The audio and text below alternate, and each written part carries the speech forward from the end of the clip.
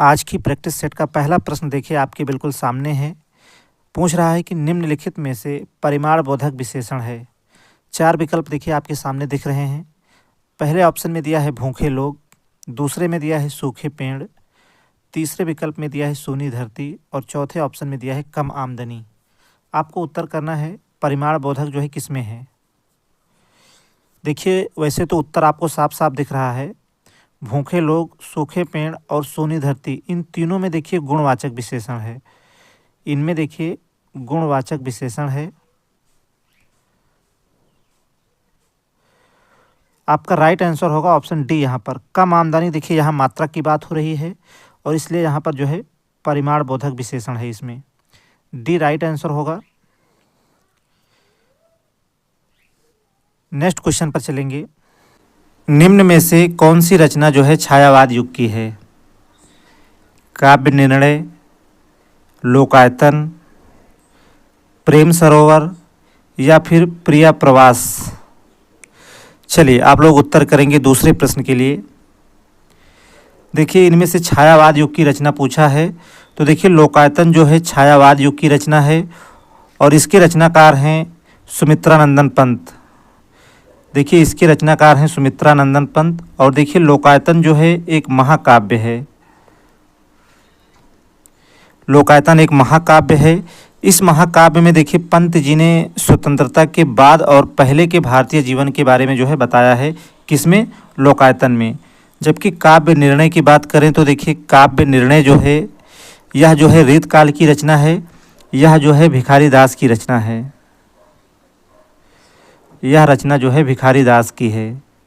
जबकि देखिए प्रेम सरोवर जो है भारतेंदु युग की रचना है और प्रिया प्रवास देखिए द्विवेदी युग की रचना है और इसके रचनाकार हैं अयोध्या सिंह उपाध्याय हरिऔध। फिलहाल आपका राइट आंसर होगा ऑप्शन नंबर बी। लोकायतन देखिए छायावाद युग की रचना है और इसके रचनाकार हैं सुमित्रानंदन पंत। आइए नेक्स्ट क्वेश्चन पर चलेंगे।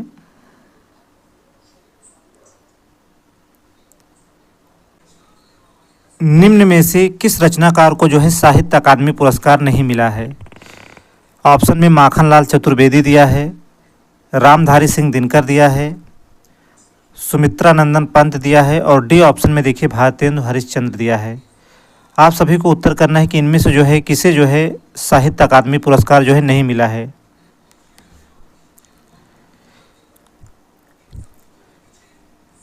देखिए साहित्य अकादमी पुरस्कार जो है एक साहित्यिक सम्मान है जो कि सन 1954 में जो है शुरू किया गया। यह ज्ञानपीठ पुरस्कार के बाद जो है दूसरा सबसे बड़ा पुरस्कार है और यह पुरस्कार जो है हर वर्ष जो है 24 भाषाओं में दिया जाता है। जबकि देखिए माखनलाल चतुर्वेदी की बात करें तो देखिए माखनलाल चतुर्वेदी एक सच्चे देश प्रेमी थे जिन्होंने विदेशी शासन के खिलाफ अपनी लेखनी से जोर शोर का प्रचार किया। इनकी प्रमुख रचनाओं की बात करें तो देखिए समर्पण हो गया, युग चारण हो गया, हिम तरंगिणी माखनलाल चतुर्वेदी की ये महत्वपूर्ण रचनाएं हैं। जबकि देखिए रामधारी सिंह दिनकर की बात करें तो देखिए रामधारी सिंह दिनकर को वीर रस के कवि के रूप में जाना जाता है और ये देखिए प्रसिद्ध लेखक, कवि एवं निबंधकार थे। इनकी रचनाओं में देखिए विदेशी शासन के प्रति विद्रोह और क्रांति की भावना होती थी। इनकी प्रमुख रचनाओं की अगर बात करें तो देखिए कुरुक्षेत्र हो गया, रेणुका हो गया, हुंकार, रसवंती, बापू और रश्मिरथी इनकी महत्वपूर्ण जो है रचनाएं हैं। जबकि वहीं देखिए सुमित्रानंदन पंत की बात कर लेते हैं थोड़ा तो देखिए छायावाद के 4 स्तंभों में से एक माने जाते हैं सुमित्रानंदन पंत। इनका जन्म कौसानी बागेश्वर में हुआ था। इनकी साहित्यिक सेवा के लिए जो है 1961 में देखिए इन्हें जो है पद्म भूषण दिया गया था। इनकी प्रमुख रचनाएं देखिए जैसे उच्छ्वास हो गया, ग्रंथ हो गया, वीणा, पल्लव, गुंजन, युगांत, ये सभी जो है सुमित्रानंदन पंत की महत्वपूर्ण रचनाएं हैं। आपको बताना था किस रचनाकार को जो है साहित्य अकादमी पुरस्कार अब तक नहीं मिला है तो आपका सही उत्तर हो जाएगा option number D. Bharatendu Harishchandra को जो है साहित्य अकादमी पुरस्कार नहीं मिला है। राइट आंसर होगा ऑप्शन नंबर डी। जबकि देखिए भारतेंदु हरिश्चंद्र का जन्म जो है वाराणसी में हुआ था। ये हिंदी लेखन में आधुनिक विचारधारा लाने वाले पहले व्यक्ति थे। इन्हें कई भाषाओं का ज्ञान था लेकिन ब्रज भाषा में इनका योगदान सराहनीय है। इनका नाटक के क्षेत्र में महत्वपूर्ण योगदान है और देखिए भारतेंद्र जी की बात करें तो देखिए इनकी प्रमुख रचनाएं जो है प्रेम मालिका, प्रेम सरोवर, गीत गोविंदानंद, प्रेम फुलवारी, दशरथ बिलाप, ये सभी जो है भारतेंद्र हरिश्चंद्र की महत्वपूर्ण जो है रचनाएं हैं। उम्मीद है आपको उत्तर जो है पूरी तरह से स्पष्ट होगा। चलिए तीसरे प्रश्न का सही उत्तर होगा ऑप्शन नंबर डी। आइए नेक्स्ट क्वेश्चन पर चलेंगे। करुणालय के रचयिता जो है कौन है? चलिए आपको बताना है करुणालय के रचयिता कौन है। माखनलाल चतुर्वेदी, जयशंकर प्रसाद,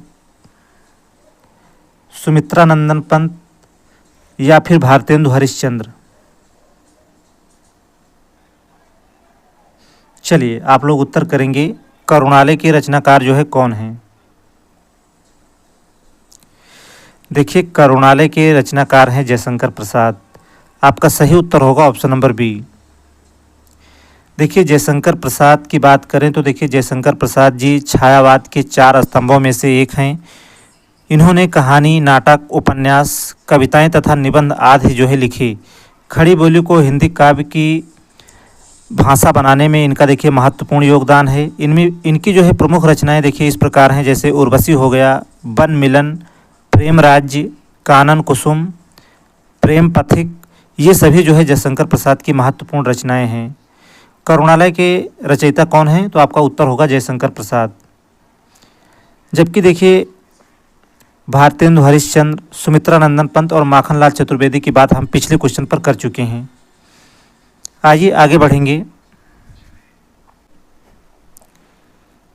निम्नलिखित में से कौन सी रचना जो है तुलसीदास की नहीं है? चलिए आपको बताना है कि इनमें से जो है कौन सी रचना जो है तुलसीदास की नहीं है, आपसे पूछा है। ऑप्शन में रामचरितमानस दिया है, गीतावली दिया है, श्री कृष्ण गीतावली दिया है और डी में दिया है भक्तमाल। देखिए रामचरितमानस, गीतावली और श्री कृष्ण गीतावली ये सभी रचनाएं हैं तुलसीदास की। जबकि देखिए भक्तमाल के रचनाकार हैं नाभादास। आपका राइट आंसर होगा ऑप्शन नंबर डी। भक्तमाल जो है यह तुलसीदास की रचना नहीं है और यही आपसे पूछा था।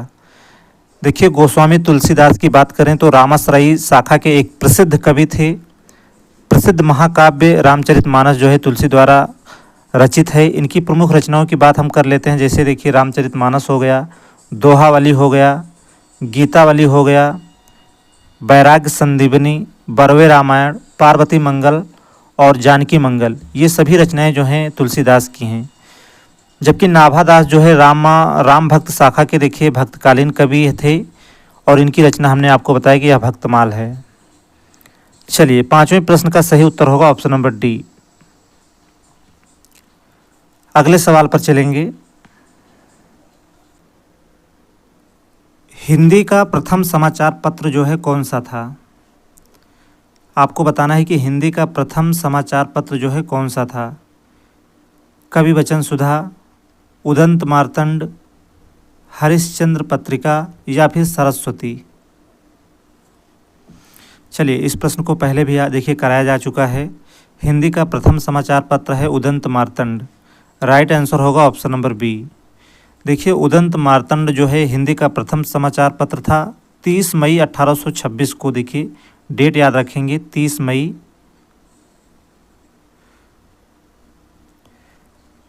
1826 को देखिए इसका प्रकाशन जो है कलकत्ता से एक साप्ताहिक पत्र के रूप में हुआ। और देखिए उदंत मार्तंड में देखिए खड़ी बोली का जो है मध्य देशीय भाषा के नाम से जो है उल्लेख किया गया। और आपको देखिए बता दें कि उदंत मार्तंड के प्रकाशन दिन को देखिए इसका प्रकाशन वर्ष हमने बताया 30 मई 1826 को हुआ और 30 मई को ही देखिए राष्ट्रीय हिंदी पत्रकारिता दिवस जो है मनाया जाता है। 30 मई को क्या मनाया जाता है? तो देखिए हिंदी पत्रकारिता दिवस मनाया जाता है 30 मई को। जबकि देखिए कवि वचन सुधा जो है एक हिंदी समाचार पत्र था जिसका संपादन जो है भारतेंदु हरिश्चंद्र द्वारा किया गया था। आपसे पूछा था प्रथम समाचार पत्र कौन सा था, तो राइट आंसर होगा उदंत मार्तंड। और हरिश्चंद्र मासिक पत्रिका का संपादन जो है भारतेंदु हरिश्चंद्र ने किया। देखिए यह जो है मासिक पत्रिका थी। जबकि सरस्वती की बात करें तो देखिए सरस्वती पत्रिका का संपादन में देखिए सबसे ज़्यादा योगदान जो है आचार्य महावीर प्रसाद द्विवेदी का था। तो देखिए हिंदी का प्रथम समाचार पत्र कौन सा था, तो आपका उत्तर होगा उदंत मार्तंड। बी आंसर जो है आपका करेक्ट होगा यहाँ पर। चलिए नेक्स्ट क्वेश्चन पर चलेंगे। आधुनिक हिंदी गद्य का जन्मदाता जो है किसे कहा जाता है?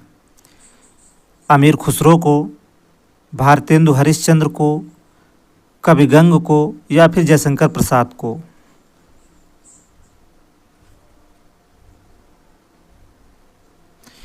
देखिए आधुनिक हिंदी गद्य का जन्मदाता जो है कहा जाता है भारतेंदु हरिश्चंद्र को। राइट आंसर होगा ऑप्शन नंबर बी। और देखिए इनके बारे में जो है चर्चा हम पिछले क्वेश्चन पर पहले ही कर चुके हैं। आइए अमीर खुसरो के बारे में थोड़ी सी चर्चा कर लेते हैं। देखिए एक्सप्लेनेशन को आप लोग ध्यान से सुना करें। और देखिए हम यह समझ के चल रहे हैं, इसमें से देखिए कई लोग जो है टीजीटी की भी तैयारी कर रहे होंगे। वैसे ये क्लास जो है सुपर टेट, यूपी टेट और टीजीटी तीनों के लिए महत्वपूर्ण है। और हम यह समझ के चल रहे हैं कि इसमें से देखिए कुछ छात्र जो है टीजीटी की तैयारी कर रहे होंगे, इसलिए थोड़ा देखिए डीप चल रहे हैं, आपको थोड़ा एक्सप्लेन करते चल रहे हैं। आप लोग ध्यान से सुनेंगे। देखिए अमीर खुसरो की बात करें तो देखिए अमीर खुसरो मुख्य रूप से जो है फारसी के कवि हैं। फारसी भाषा पर उनका देखिए अप्रतिम अधिकार था। उनकी गणना महाकवि फिरदौसी, शेख सादिक और निजामी फारस के महाकवियों के साथ होती है। जबकि कवि गंग की बात करें तो कवि गंग जो हैं देखिए रीतकालीन काव्य परंपरा के प्रथम महत्वपूर्ण कवि थे। और इनका जन्म जो है देखिए उत्तर प्रदेश के इटावा जिले के एक नार गांव में हुआ था। इनका मूल नाम देखिए गंगाधर राव था। ये जाति के जो है राव यानी भट्ट तथा अकबर के दरबारी कवि थे। इसके अतिरिक्त ये रहीम, बीरबल, मानसिंह तथा टोडरमल के भी प्रिय थे। कौन? कवि गंग। और ये बड़े स्वाभिमानी थे। जबकि जयशंकर प्रसाद की बात जो है हम पिछले क्वेश्चन पर जो है कर चुके हैं। वैसे देखिए हिंदी काव्य में खड़ी बोली के माधुर्य का विकास हुआ किसके आने से? तो जयशंकर प्रसाद के आने से। और यह आनंदवाद के भी समर्थक थे। कौन? जयशंकर प्रसाद। आपका राइट आंसर होगा ऑप्शन नंबर बी। आधुनिक हिंदी गद्य का जन्मदाता किसे कहा जाता है? तो भारतेंदु हरिश्चंद्र को। चलिए अगले सवाल पर चलेंगे। कामायनी के रचनाकार कौन हैं? मैथिली शरण गुप्त, राम नरेश त्रिपाठी, रामधारी सिंह दिनकर, और डी में दिया है जयशंकर प्रसाद। चलिए आपके लिए आसान प्रश्न है, उत्तर करेंगे आप सभी। प्रश्न संख्या 8 के लिए।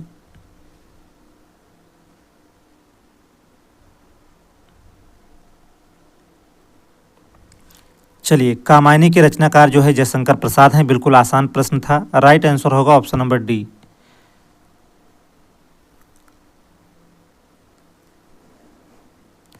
अगला क्वेश्चन देखेंगे। पृथ्वीराज रासो हिंदी साहित्य के किस काल में जो है लिखा गया? आदिकाल में, भक्ति काल में, रीति काल में, या फिर आधुनिक काल में? चलिए क्वेश्चन संख्या 9 के लिए आप लोग उत्तर करेंगे। देखिए पृथ्वीराज रासो जो है हिंदी साहित्य के आदिकाल में लिखा गया। राइट आंसर हो जाएगा ऑप्शन नंबर ए। देखिए आचार्य रामचंद्र शुक्ल ने जो है चंद्रबरदाई को जो है प्रथम महाकवि तथा पृथ्वीराज रासो को जो है हिंदी का जो है प्रथम महाकाव्य माना है। कौन? आचार्य रामचंद्र शुक्ल ने। जबकि देखिए पृथ्वीराज रासो में देखिए 68 छंदों का प्रयोग किया गया है। आपसे एग्जाम में देखिए पूछता है कि पृथ्वीराज रासो में जो है कितने छंदों का जो है प्रयोग किया गया है? तो 68 छंदों का प्रयोग किया गया है। कितने छंदों का? 68 छंदों का। और देखिए पृथ्वीराज रासो जो है अपूर्ण ग्रंथ था, जिसे जो है चंद्रबरदाई के पुत्र जल्हड़ ने जो है इसे पूर्ण कराया था। जबकि देखिए भक्ति काल की बात करें तो भक्ति काल को हिंदी साहित्य का स्वर्ण युग कहा था जॉर्ज ग्रियर्सन ने। किसने कहा था? तो जॉर्ज ग्रियर्सन ने। चलिए भक्ति काल को जो है हिंदी साहित्य का स्वर्ण युग कहा था जॉर्ज ग्रियर्सन ने। जबकि देखिए रीति काल की बात करें तो देखिए आचार्य विश्वनाथ प्रसाद मिश्र ने जो है रीतिकाल को जो है श्रृंगार काल कहा था। फिलहाल आपसे पूछा था कि पृथ्वीराज रासो जो है हिंदी साहित्य के किस काल में लिखा गया, तो यह लिखा गया आदिकाल में। चलिए राइट आंसर होगा option number A.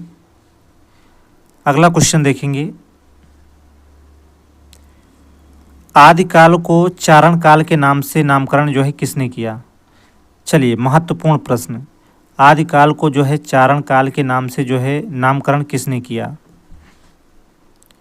Option A में दिया है मोहन अवस्थी ने, बी ऑप्शन में दिया है हजारी प्रसाद द्विवेदी ने, ऑप्शन सी में दिया है जॉर्ज ग्रियर्सन ने, और डी ऑप्शन में दिया है आचार्य रामचंद्र शुक्ल ने। चलिए आप लोग उत्तर करेंगे, आदिकाल को जो है चारण काल के नाम से जो है नामकरण किसने किया।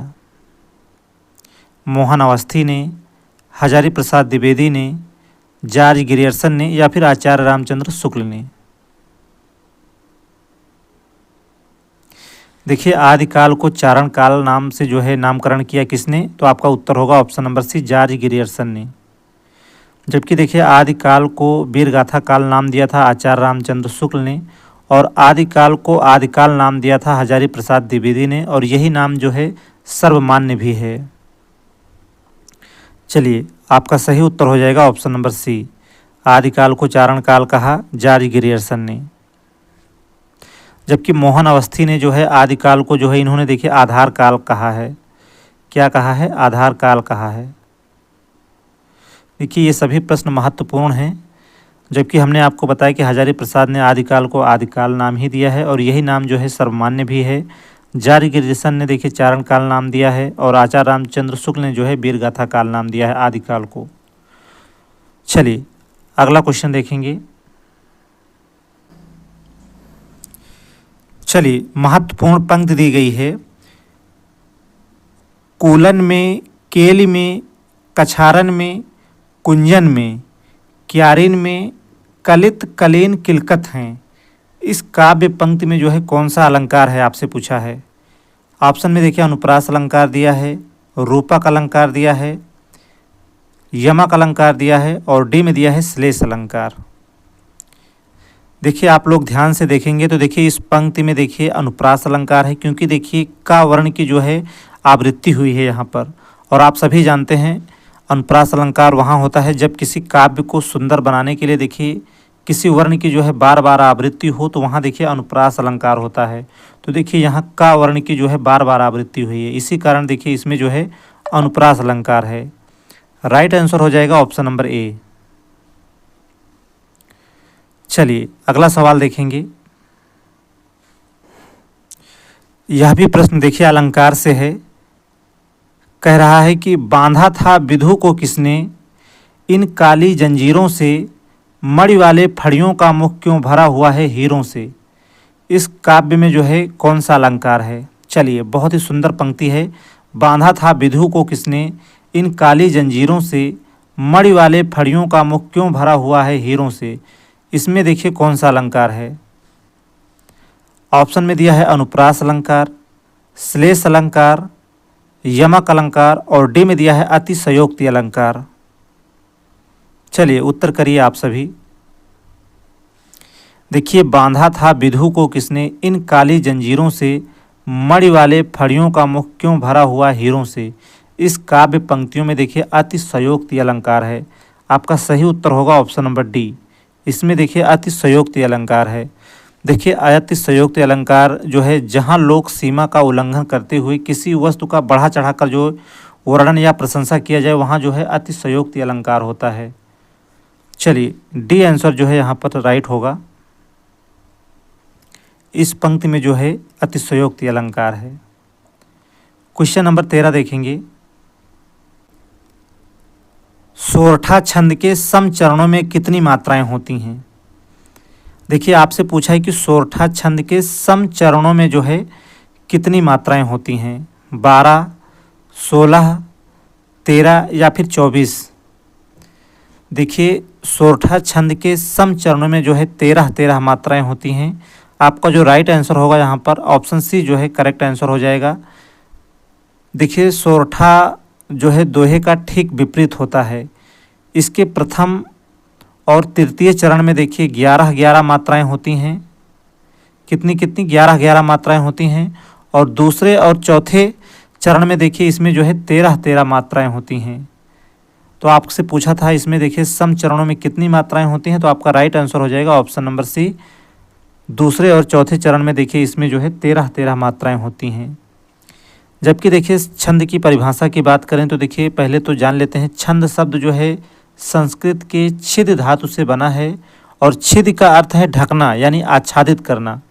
भाषा में शब्द और शब्दों में वर्ण एवं स्वर रहते हैं जिन्हें एक निश्चित विधान से जो है सुव्यवस्थित करने पर छंद नाम दिया जाता है। और अक्षरों की संख्या एवं क्रम, मात्रा गणना तथा यति गति से संबंध विशिष्ट नियमों से नियोजित जो है पद रचना जो है छंद कहलाती है। चलिए अगला सवाल देखेंगे।